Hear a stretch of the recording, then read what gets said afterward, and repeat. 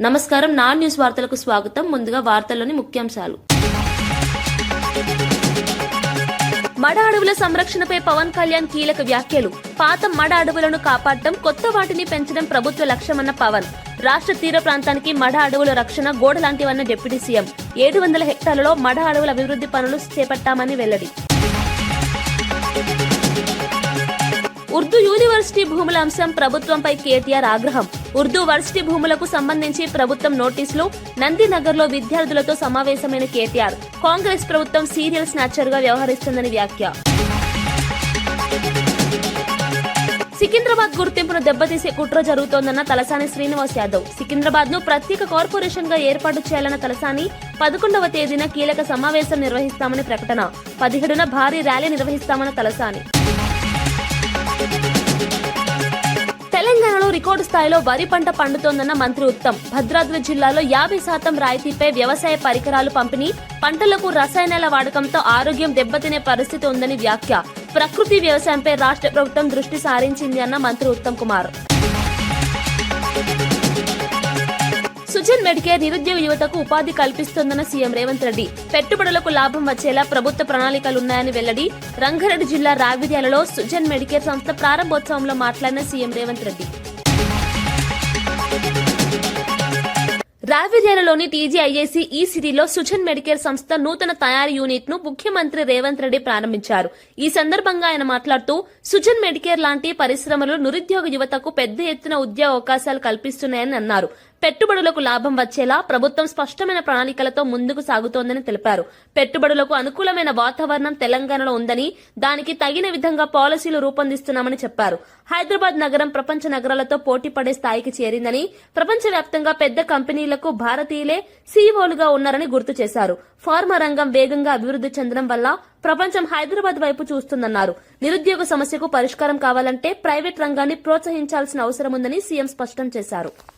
దర్శకమైన ప్రణాళికలని పెట్టుబడులను ఆకర్షించడానికి ఈ దేశంలో ఉండే ఇతర నగరాలతో పోటీ పడడం కాదు, ప్రపంచంలో ఉండే గొప్ప నగరాలు, గొప్ప దేశాలతో ఈరోజు తెలంగాణ పోటీ పడాలనుకుంటుంది.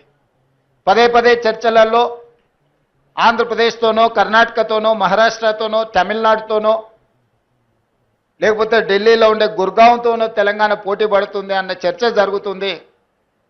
ఆ చర్చకు పులి స్టాప్ పెట్టి ఈరోజు జపాన్, జర్మన్, సౌత్ కొరియా లాంటి దేశాలతో, సింగపూర్, టోక్యో, న్యూయార్క్ లాంటి నగరాలతో పోటీ పడాలని ఈరోజు తెలంగాణ రాష్ట్ర ప్రభుత్వం ఆలోచన చేస్తుంది. ఈరోజు తెలంగాణలో ఐఎస్బి, నల్సార్ యూనివర్సిటీ, ట్రిపుల్ ఇలాంటి మంచి యూనివర్సిటీలు, నాలెడ్జ్ హబ్ ఈరోజు తెలంగాణలో ఉంది. ఈరోజు పరిశ్రమలకు అనుకూలమైన పరిస్థితులు, ప్రభుత్వ విధానాలు అందుబాటులో ఉన్నాయి. అందుకే ఈరోజు Telangana wanted to rise, Telangana wanted to compete with New York, South Korea or other countries.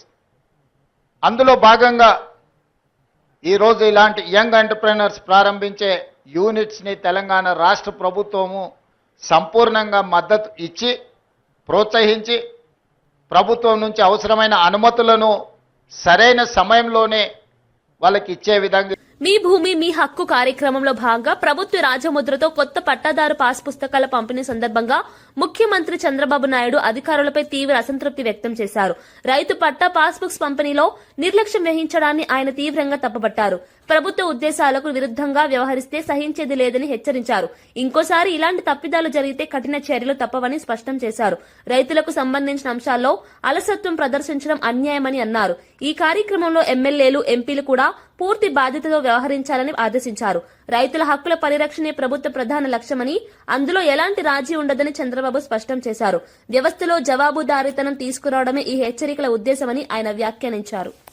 ఎన్నికల ముందు నేను మాట్లాడాను. నేను ఆ రోజు చెప్పాను, తప్పు చేస్తున్నారని ఆనాటి ప్రభుత్వంలో ఉండే ముఖ్యమంత్రికి, పార్టీకి హెచ్చరించాను. సున్నితమైన సమస్యతో తలగొక్కుంటే మసైపోతారని కూడా చెప్పా. లెక్క పెట్టుకోలా. అహంకారం కళ్లపైకెక్కి ఎంతవరకు పోయిందంటే మీ తల్లో మీ తండ్రో మీ తాత ముత్తాతలు ఇచ్చిన ఆస్తికి ఆయన ఫోటో వేసుకోవడం ఇది ఎక్కడ చౌర్యం నాకైతే అర్థం కాల. ఇంకో పక్కన మీరు ఒకసారి చూస్తే మీ భూమి మీరు ఆ పొలంలో పోయి చూస్తే అక్కడ రాళ్లన్నీ సర్వే రాళ్లు పెట్టి ఆ సర్వే రాళ్లకు బొమ్మ వేసుకోవడం ఇది ఎక్కడ క్రేజో నాకైతే ఇప్పుడు కూడా అర్థం కావడంలా.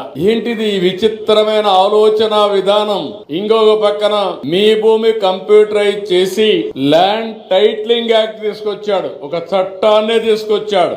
ఆ చట్టాన్ని తీసుకొచ్చి ఆ చట్టానికి అధిపతుల్ని ప్రైవేటు వ్యక్తులు పెట్టారు, గవర్నమెంట్ వాళ్ళు కాదు, ఎంఆర్ఓ కాదు. ఆయనకు నచ్చిన వాళ్ళని పెట్టుకోవడానికి పెత్తనం చేయడానికి ఆయన మనుషులు పెట్టుకున్నాడు. అంటే మీ భూమి ఆయన చేతిలో పెట్టుకుని ఆయన మనుషుల ద్వారా పెత్తనం చేసి మిమ్మల్ని కంట్రోల్ చేయాలనుకున్నాడు. నేను చెప్పి వినకపోతే నేను ఆ రోజు ల్యాండ్ టైటిలింగ్ యాక్ట్ ని పట్టాదారు పాస్ పుస్తకాన్ని దగ్ధం చేసే పరిస్థితికి వచ్చాను. మీరు అందరూ చూసుంటారు.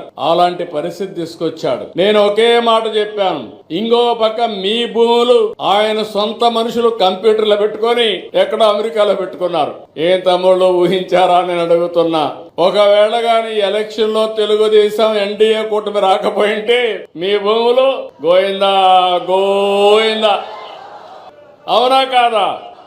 ప్రభుత్వ భూములను లాక్కోవడం కాంగ్రెస్ ప్రభుత్వానికి కొత్తేమీ కాదని, రాష్ట్రంలో ప్రభుత్వం సీరియల్ స్నాచర్ గా వ్యవహరిస్తోందని బీఆర్ఎస్ వర్కింగ్ ప్రెసిడెంట్ కేటీఆర్ తీవ్ర విమర్శలు చేశారు. హైదరాబాద్ నందినగర్ లోని తన నివాసంలో మౌలానా ఆజాద్ నేషనల్ ఉర్దూ యూనివర్సిటీ విద్యార్థులతో ఆయన సమావేశమయ్యారు.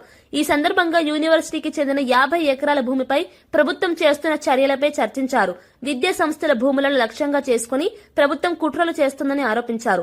విద్యార్థుల భవిష్యత్తుతో ఆడుకోవడం తగదని హెచ్చరించారు. యూనివర్సిటీల అభివృద్ది కోసం భూములను కాపాడాల్సిన బాధ్యత ప్రభుత్వానిదేనని కేటీఆర్ స్పష్టం చేశారు. ఇలాంటి చర్యలను బీఆర్ఎస్ తీవ్రంగా వ్యతిరేకిస్తుందని తెలిపారు. మౌలానా యూనివర్సిటీలో కూడా నేను ఇవాళ పిల్లలందరికీ చెప్పాను, సరే ఈ గవర్నమెంట్ ఎట్లాగూ వీళ్ళు గుంజుకునేటోళ్ళు తప్ప ఇచ్చేటోళ్ళు కాదు, కాబట్టి వాళ్ళకి ఏం చెప్పిన నేనంటే మళ్ళీ తిరిగి 2-2.5 ఏళ్లలో కేసీఆర్ గారి ప్రభుత్వం వస్తది. వచ్చిన తర్వాత ఇదే యూనివర్సిటీలో ఆ ల్యాండ్ లోనే ఎక్స్పాన్షన్ కి కావాల్సిన డబ్బులు కూడా అవసరమైతే స్టేట్ గవర్నమెంట్ నుంచి మేమిచ్చి మీకు అండగా నిలబడతాం. Future expansion also we will take responsibility if the central government does not act. We will add infrastructure, we will come back and we will stand by the students. And in this fight, I wish them the best. We are with you. We'll raise our voice in all forums. We'll raise our voice in Rajya Sabha where we have representation. We'll also come with you to Delhi if need be. Delhi bhi aayenge aur union government se bhi sawal karenge ki kyun kar rahe ho aap ye sab. తీర ప్రాంత భద్రత, పర్యావరణ పరిరక్షణలో మడ అడవుల ప్రాధాన్యత ఎంతో కీలకమని AP deputy CM Pawan Kalyan స్పష్టం చేశారు. రాష్ట్ర అటవీ పర్యావరణ శాఖ ఆధ్వర్యంలో విజయవాడలో నిర్వహించిన మడ అడవుల పెంపుదల, సుస్థిర ఆదాయం అంశంపై జాతీయ స్థాయి వర్క్ షాప్ లో ఆయన ముఖ్య అతిథిగా పాల్గొన్నారు. సముద్రపు అలలు, తుఫాన్లు, ప్రకృతి వైపరీత్యాల నుంచి తీరాన్ని కాపాడే సహజ రక్షణ కవచం మడ అడవులేనని అన్నారు. 1052 కిలోమీటర్ల పొడవైన ఏపీ తీర ప్రాంతానికి ఇవి రక్షణ గోడ లాంటివని పేర్కొన్నారు. గోదావరి, కృష్ణా డెల్టా ప్రాంతాల్లో తుఫాన్ల ప్రభావం ఎక్కువగా ఉండటంతో అక్కడ మడ అడవుల విస్తరణ అత్యవసరమని స్పష్టం చేశారు. పాత మడ అడవులను కాపాడటం, కొత్తగా పెంచడం ప్రభుత్వ ప్రధాన లక్ష్యమన్నారు. మీరు రాజకీయ పరంగా ఏదైనా చేద్దామంటే సంతోషం, అది మీరు ఒక విమర్శ చేయండి, ఇక్కడ అభివృద్ధి బాగలేదు, ఇంకోటి బాగలేదు. కానీ మీరు కులాల మధ్య, మతాల మధ్య గొడవ పెట్టేద్దాం అనుకుంటే వాటిని మేరకు నేను వ్యక్తిగతంగా చాలా పర్సనల్గా తీసుకుంటాను. ఎందుకంటే I believe firmly in the foundations of our constitution. నేను రూల్లే మాట్లాడతా, రూల్నే అప్లై చేస్తా. అది దయచేసి ఉన్నతాధికారులందరూ, అది మీరు కలెక్టర్ గారు కావచ్చు, ఎస్పీ గారు కావచ్చు, మీరు ప్లీజ్ అది మీరు చాలా ఫర్మ్గా అప్లై చేయండి. అది నేను స్వయాన ముఖ్యమంత్రి గారే మేము తప్పు చేసినా మాకు కూడా అప్లై చేయండి అని మేము శాసనసభలో చెప్పి we are bounded by that word. అందుకని ఎవ్వరూ కూడా వ్యవస్థకు అతీతులు కాదు, నాతో సహా. అందుకని దాని దృష్టిలో మేము వ్యవస్థకు లోబడి ఉంటాం, మేము వ్యవస్థకు లోబడి రెచ్చగొడతామంటే దానిని ఎలా హ్యాండిల్ చేయాలో, ఎందుకంటే అక్కడ దాకా దృష్టి పెట్టలే, చాలా సంయమనంతో ఉన్నాను నేను. మీరు పిఠాపురంకు వచ్చి గొడవలు పెడతామంటే నేను ఇక్కడ కూర్చొని మొత్తం ఏరేస్తాను, అందరిని గుర్తుపెట్టుకోండి. అక్కడ మౌలానా ఆజాద్ నేషనల్ ఉర్దూ యూనివర్సిటీ భూములపై నోటీసులు జారీ చేయడాన్ని నిరసిస్తూ BRS working president KTR Congress ప్రభుత్వంపై తీవ్ర విమర్శలు చేశారు. నందినగర్లో విద్యార్థులతో సమావేశమైన అనంతరం మీడియాతో మాట్లాడుతూ ప్రభుత్వం సీరియల్ స్నాచర్ గా వ్యవహరిస్తోందని అన్నారు. జయశంకర్ వ్యవసాయ విశ్వవిద్యాలయం నుంచి 100 ఎకరాలు తీసుకున్నారని, హైదరాబాద్ కేంద్రీయ విశ్వవిద్యాలయంలోనూ 400 ఎకరాల భూమిని దోచుకునే ప్రయత్నం చేశారని ఆరోపించారు. విద్యార్థులు పోరాడినా ప్రభుత్వం పట్టించుకోలేదని మండిపడ్డారు. సుప్రీంకోర్టు జోక్యం చేసుకునే వరకు కేంద్ర రాష్ట్ర ప్రభుత్వాలు స్పందించలేదని అన్నారు. విద్యా సంస్థల భూములను కాపాడేందుకు బీఆర్ఎస్ పోరాటం కొనసాగిస్తుందని కేటీఆర్ స్పష్టం చేశారు. భారతదేశంలోనే ఉర్దూ స్టడీస్ కి ఉన్న ఒకే ఒక్క సెంట్రల్ యూనివర్సిటీని ఏ రకంగా ఈ రాష్ట్ర ప్రభుత్వం నిర్వీర్యం చేసే ప్రయత్నం చేస్తున్నదో, దీన్ని కూడా రియల్ ఎస్టేట్ అవసరాల కోసం ఏ రకంగా వాడుకోవడానికి విలువైన ఆ భూములను ఏ రకంగా 50 ఎకరాలను ఇవాళ స్వాధీనం చేసుకోవడానికి ప్రయత్నం చేస్తున్నదో వారి బాధను వివరించడానికి ఇక్కడికి వచ్చారు. ఈ మౌలానా అబుల్ కలాం ఆజాద్ యూనివర్సిటీ ఏదైతే ఉన్నదో, వీరు గతంలో కూడా హైదరాబాద్ ఇన్ఫ్రాస్ట్రక్చర్ అవసరాలకు సంబంధించినంత వరకు ఎప్పుడైనా కూడా సహకరించారు. ఎప్పుడైనా కూడా ముందుకొచ్చి హైదరాబాద్ ముందుకు పోతుంది అంటే మాత్రం వారు కూడా మనకు అండగా నిలిచారు. బీఆర్ఎస్ గవర్నమెంట్ వచ్చిన తర్వాత ఆ ఖాజాగూడ చెరువు నుంచి యువతల గచ్చిబౌలి టు అటు నానక్రామ్ కూడా ఒక లింక్ రోడ్ తీయడానికి ల్యాండ్ అడిగితే 7 ఎకరాల స్థలం అప్పుడు కూడా యూనివర్సిటీ ల్యాండ్ అప్పుడు కూడా వాళ్ళు సహకరించారు. అప్పుడు కూడా వారి యూనివర్సిటీ కాంపౌండ్ వాళ్ళు కూడా వెనక్కి జరుపుకొని వారు మనకు రహదారి ఏర్పాటు చేయడానికి అవకాశం ఇచ్చారు. అంటే ఎందుకు చెప్తా ఉన్నానంటే, హైదరాబాద్ నగర విస్తరణకు, హైదరాబాద్ ప్రజల అవసరాలకి, హైదరాబాద్ పురోగమనానికి ఎన్నడూ కూడా యూనివర్సిటీ వ్యతిరేకించలేదు. కానీ ఈ రోజు యూనివర్సిటీ పిల్లలందరూ కూడా ఇక్కడ ఎందుకు వచ్చారు అంటే, అసలు సెంట్రల్ యూనివర్సిటీ వచ్చిందే హైదరాబాద్ కి తెలంగాణ మొదటి దశ పోరాటం తర్వాత. ఇక్కడి విద్యార్థులకు, ఇక్కడి ప్రజలకు ఇచ్చిన హామీల్లో భాగంగా హైదరాబాద్ సెంట్రల్ యూనివర్సిటీని ఏర్పాటు చేశారు. ఆ తర్వాత క్రమంలో మరొక సెంట్రల్ యూనివర్సిటీ మరి అబుల్ కలాం గారి పేరు మీద పెట్టిన మను కూడా పెట్టారు. పెట్టిన తర్వాత ఈ రోజు ఆ విశ్వవిద్యాలయాలకు ఇచ్చిన భూములను తిరిగి వెనక్కి తీసుకుందామనే ప్రయత్నం ఏదైతే ప్రభుత్వం చేస్తున్నదో, ఇది నిజంగా కూడా తీవ్రంగా గర్హించదగ్గది, తీవ్రంగా. భద్రాద్రి కొత్తగూడెం జిల్లా అశ్వరావుపేట వ్యవసాయ కళాశాలలో నిర్వహించిన రైతు మేళా కార్యక్రమంలో తెలంగాణ మంత్రులు తుమ్మల నాగేశ్వరరావు, ఉత్తమ్ కుమార్ రెడ్డి పాల్గొన్నారు. ఈ సందర్భంగా 2 కొత్త వ్యవసాయ పథకాలను ప్రారంభించారు. బీఆర్ఎస్ పాలనలో నిర్లక్ష్యానికి గురైన వ్యవసాయ యాంత్రీకరణ పథకాన్ని మళ్లీ ప్రారంభించినట్లు మంత్రులు తెలిపారు. ఈ కార్యక్రమంలో 350 మంది రైతులకు 1.7 కోట్ల విలువైన యాంత్రీకరణ పరికరాలను పంపిణీ చేశారు. ఆధునిక యంత్రాలతో సాగు వ్యయం తగ్గి దిగుబడి పెరుగుతుందని వారు పేర్కొన్నారు. రైతుల ఆదాయం పెంచడమే ప్రభుత్వ లక్ష్యమని, అందుకోసం సాగునీరు, యాంత్రీకరణ, మార్కెటింగ్ పై ప్రత్యేక దృష్టి పెట్టామని తెలిపారు. వ్యవసాయ రంగాన్ని లాభసాటిగా మార్చేందుకు కాంగ్రెస్ ప్రభుత్వం కట్టుబడి ఉందని మంత్రులు స్పష్టం చేశారు. అని చెప్పి సెంట్రల్ వాటర్ కమిషన్, కేంద్ర ప్రభుత్వం మాకు లిఖిత పూర్వకంగా తెలియజేయడం జరిగింది. మన కాంగ్రెస్ ప్రభుత్వం వచ్చిన తర్వాతనే గోదావరి నదీ జలాలపై గాని, కృష్ణా నదీ జలాలపై గాని మనకి రావాల్సిన లీగల్ రైట్, నీటి హక్కులపై మనం అన్ని విధాలుగా పోరాటం చేసి సమర్థవంతంగా ముందుకు పోతున్న విషయాన్ని మనం చేస్తున్నాం. ఆనాడు కృష్ణా నదీ జలాలు ఆంధ్రప్రదేశ్ కి 66% వాటా, మనకు 34% వాటానే సరిపోతాయని చెప్పి ఆనాటి బీఆర్ఎస్ ప్రభుత్వం లిఖితపూర్వకంగా 10 ఏళ్ల పాటిస్తే, మేము వచ్చిన తర్వాత అది కరెక్ట్ కాదు, క్యాచ్మెంట్ ఏరియా, బేసిన్ పారామీటర్స్ తీసుకొని కృష్ణా నదీ జలాల్లో తెలంగాణ రాష్ట్రానికే 71% వాటా ఇవ్వాలని చెప్పి ట్రిబ్యునల్లో గాని ఇతర ఫోరంలో గాని మేం పోరాటం చేస్తున్నాము. కట్టిన ఒక్క ప్రాజెక్టు కూలిపోయిన విషయం మీకు తెలుసు. మేడిగడ్డ, అన్నారం, సుందిల్లా ఏదో పిచ్చి పిచ్చి మాటలు మాట్లాడుతుంటారు. పూర్తిగా డిజైన్ లోపం, నిర్మాణంలో లోపం, మెయింటెనెన్స్ లోపం, బ్యారేజీలో ఆ స్థాయిలో నీళ్లు నింపొద్దు అని చెప్పి నిపుణులు ఇచ్చినా ఆ రోజు ఆ ప్రభుత్వం నిర్లక్ష్యం వహించి అసమర్థత, చేతగానితనం మరితో ఆ బ్యారేజీలు కూలిపోయినాయి. ఏ స్థాయిలో గోదావరి నదీ జలాలపై వాళ్ళు కట్టిన ప్రాజెక్టులు ఏమైనాయో ఈ తెలంగాణ ప్రజానీకం అందరూ కూడా తెలుసుకోవాలని చెప్పి నేను మనవి చేస్తున్నాం. సీతమ్మ సాగర్ బ్యారేజ్ గాని, సీతారాం సాగర్ ప్రాజెక్టు గాని పూర్తి స్థాయిలో పూర్తి చేసి ఉమ్మడి ఖమ్మం జిల్లాకి మరి పుష్కలంగా గోదావరి నదీ జలాలు తీసుకొస్తామని చెప్పి సభాముఖంగా మీకు మాటిస్తూ ముగిస్తున్నాను. జై హింద్, జై కాంగ్రెస్. 10 లక్షల ఎకరాలకి గోదావరి జలాలతోటి, పచ్చగా పామాయిల్ తోటి పరవడిల్లాల నా రైతు సోదరులు చిరునవ్వుతోటి వాళ్ళ జీవితకాలం ఏ రకమైనటువంటి లోటు లేకుండా వ్యవసాయం సాగాలనే ఏకైక కోరికతోటి ఆ ప్రాజెక్టుని ప్రారంభించాం. తెలంగాణకి ఆయిల్ ఫామ్ ఉంది, దాన్ని ప్రోత్సహించి 32-33 జిల్లాల్లో హైదరాబాద్ తప్ప మిగతా అన్ని జిల్లాల్లో మనం ఆయిల్ ఫామ్ను ప్రోత్సహిస్తున్నాం. అశోక్ నగర్ లో సినిమా థియేటర్ ఓపెనింగ్ కు వెళ్తున్న ముఖ్యమంత్రి రేవంత్ రెడ్డిపై బీఆర్ఎస్ నేత హరీష్ రావు తీవ్ర వ్యాఖ్యలు చేశారు. అదే అశోక్ నగర్ లో నిరుద్యోగులను కలిసే ధైర్యం ఉందా అని ఆయన సవాల్ విసిరారు. ఎన్నికల సమయంలో రాహుల్ గాంధీతో కలిసి 2 లక్షల ఉద్యోగాలు ఇస్తామని హామీ ఇచ్చారని గుర్తు చేశారు. థియేటర్ పక్కనే ఉన్న సెంట్రల్ లైబ్రరీకి వెళ్లి అక్కడ చదువుతున్న నిరుద్యోగులతో మాట్లాడాలని సూచించారు. ఇటీవల అసెంబ్లీలో శ్రీధర్ బాబు అందరికీ ప్రభుత్వ ఉద్యోగాలు ఇవ్వలేమని చెప్పడం నిరుద్యోగులను నిరాశపరిచిందని విమర్శించారు. జాబ్ క్యాలెండర్ పేరుతో జాబ్లెస్ క్యాలెండర్ ఇచ్చారని భట్టి విక్రమార్కపై కూడా వ్యాఖ్యలు చేశారు. హామీలు అమలు చేయకుండా ప్రజలను మభ్యపెడుతున్నారని హరీష్ రావు మండిపడ్డారు. గవర్నమెంట్ ఉద్యోగాలు ఇస్తామన్నారు.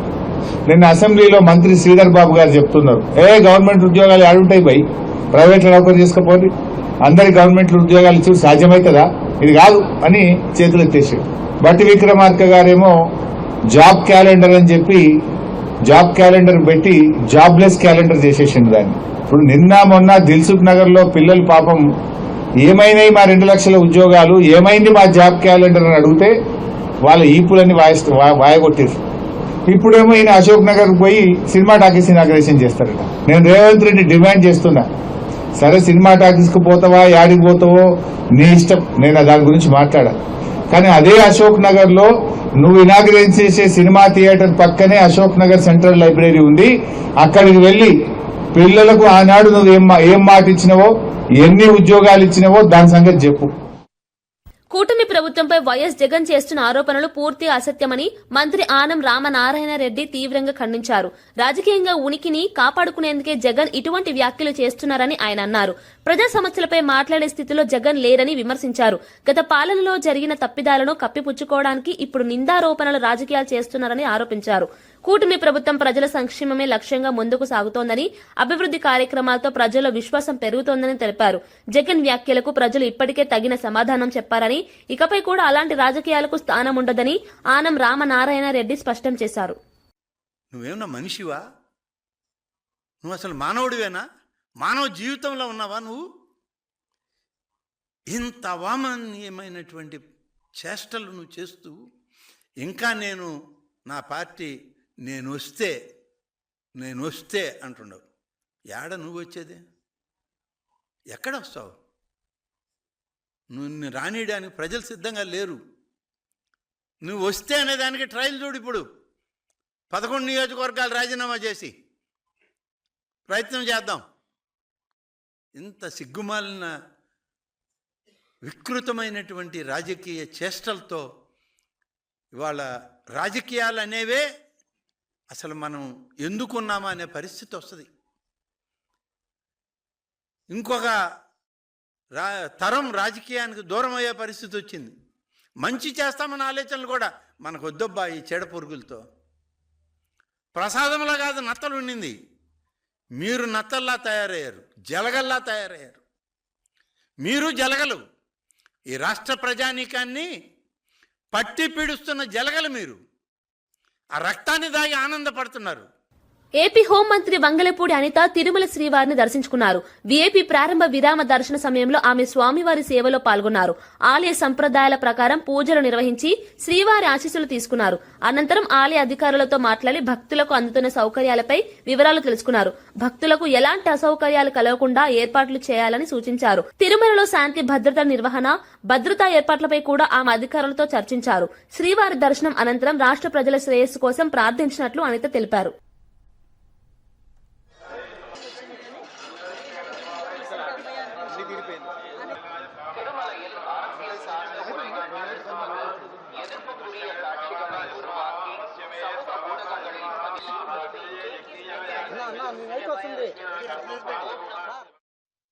సమర్థవంతమైన నిర్వహణతో వైకుంఠ ద్వార దర్శనాలను విజయవంతంగా పూర్తి చేసినట్లు టీటీడీ చైర్మన్ బీఆర్ నాయుడు తెలిపారు. భక్తులకు ఎలాంటి ఇబ్బందులు కలగకుండా అన్ని ఏర్పాట్లు చేసినట్లు చెప్పారు. భద్రత, క్యూలైన్ నిర్వహణ, అన్న ప్రసాదాల పంపిణీ వంటి అంశాల్లో సమన్వయంతో పనిచేశామని వివరించారు. భారీ సంఖ్యలో భక్తులు తరలివచ్చినా ప్రశాంత వాతావరణంలో దర్శనాలు కొనసాగాయని పేర్కొన్నారు. సిబ్బంది, స్వచ్ఛంద సేవకుల కృషితో ఈ కార్యక్రమం విజయవంతమైందని అన్నారు. భవిష్యత్తులో కూడా భక్తులకు మెరుగైన సేవలు అందించడమే లక్ష్యంగా టీటీడీ పనిచేస్తోందని బీఆర్ నాయుడు స్పష్టం చేశారు.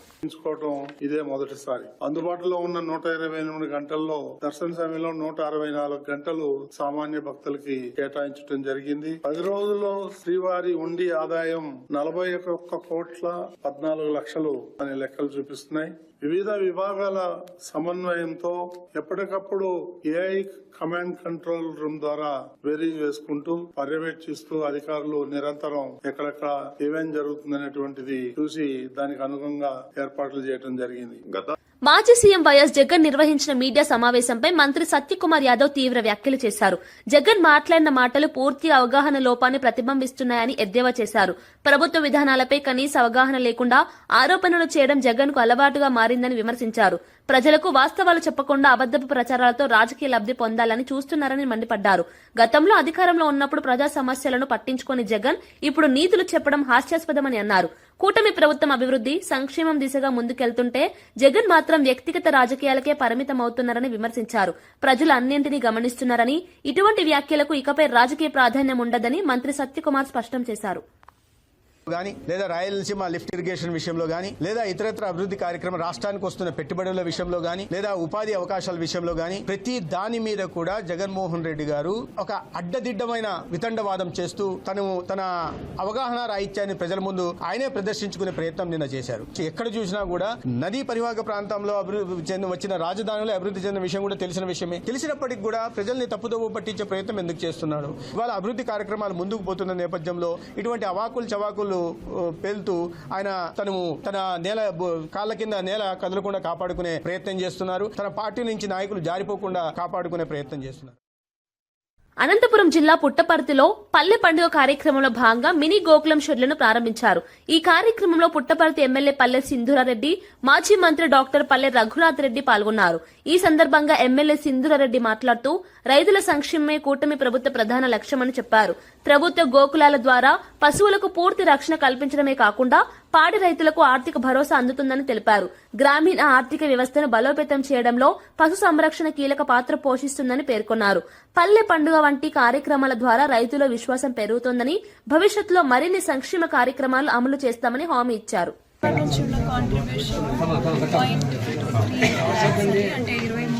మిగతాదంతా కూడా సబ్సిడీ కింద ప్రభుత్వం నుంచి రావడం జరుగుతుంది. ఇలా చాలా మంది ఫార్మర్స్ మంచి ద్వారా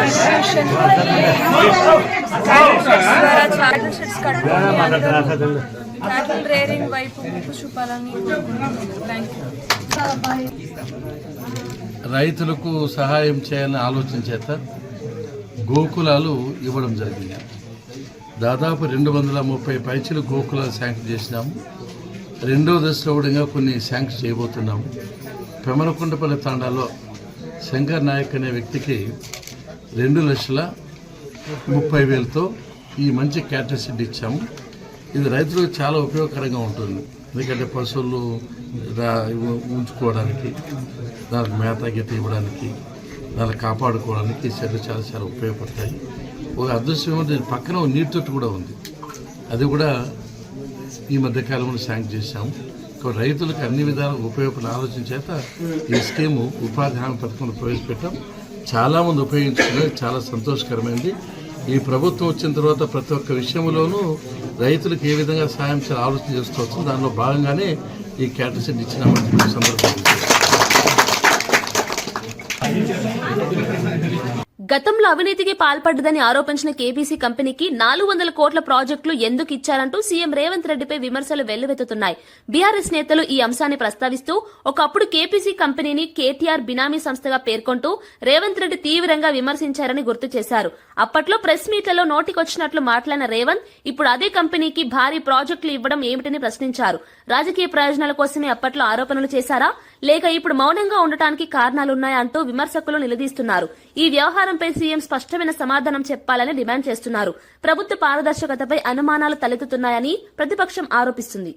address 3/308 YMR colony, Proddatur, Kadapa. ఇది దీని అడ్రస్. కేసీ పుల్లయ్య కంపెనీ కేటీఆర్తో చేరంగానే కేపీసీ ప్రాజెక్ట్స్ లిమిటెడ్ అయింది. దీని రిజిస్టర్డ్ అడ్రస్ విజయవాడ. దీన్ని నమోదు చేసుకున్న అడ్రస్సు ప్రొద్దుటూరు, కడప జిల్లా. అతని పేరు అనిల్ కుమార్ కామిశెట్టి. ఇతనిలో ఉన్న గొప్పతనం ఏంటంటే ఇతను ఆర్కిటెక్టో, ఇంజనీరో, లేకపోతే అద్భుత కళాఖండాలను సృష్టించే మంచి ఏమంటారు ఆర్టిస్టో కాదు. కేటీఆర్ క్లాస్మేట్ ఫ్రెండు శ్రీధర్ తేలుకుంట్ల అని ఒక సేటు ఉన్నాడు. ఆ సేటుకు అత్యంత సన్నిహితుడు. కేటీఆర్ అత్యంత సన్నిహిత మిత్రుడు తేలుకుంట్ల శ్రీధర్. ఆ తేలుకుంట్ల శ్రీధర్కు కావాల్సినోడే అనిల్ కుమార్ కామిశెట్టి. ఆ శెట్టి ఈ శెట్టి కలిసి ఒక వ్యూహాన్ని చేసి ఈ టెండర్ దక్కించుకున్నారు. కేసీ పుల్లయ్య ఒకప్పుడు ఈయన పేరు. సో ఇట్లా ఆ వ్యూహం ఈ వ్యూహం రచించి రేవంత్ రెడ్డి గారు కథలు చెప్పి కాంట్రాక్టులు వచ్చిందాన్న కూడా కేటీఆర్కి ముడిగట్టి ఇగో కేటీఆర్ గారి బినామీ, కేటీఆర్ గారి స్నేహితులకు స్నేహితులు అని తలా తోక లేకుండా స్క్రిప్టులు రచించి ఆ స్క్రిప్టులను ఇవాళ కూడా ఇప్పటికీ కూడా ఎవరన్నా ఇక కేటీఆర్ గారి మీదనో కేసీఆర్ గారి మీదనో బురద జల్లాలనంటే ఆ రేవంత్ రెడ్డి గారి లైబ్రరీ నుంచి ఆ స్క్రిప్ట్ ఉంది కదా, ఆ స్క్రిప్ట్ని బయటికి తీయండి అని లేటెస్ట్గా ఇవాళ కూడా వాడుతున్నారు. ఇవాళ ఈరోజు దీన్ని చెప్పడానికి కారణం ఏంటంటే ఇగోండి ఇదే ఆ అనిల్ కుమార్ కామిశెట్టి గారు. పక్కన కేటీఆర్ గారు కాదు కదా వీరు, అనుముల తిరుపతి రెడ్డి గారు. రేవంత్ రెడ్డి గారి సోదరులు అనుముల తిరుపతి రెడ్డి గారితో రేవంత్ రెడ్డి గారు అన్న కేపీసీ ప్రాజెక్ట్స్ యొక్క యజమాని.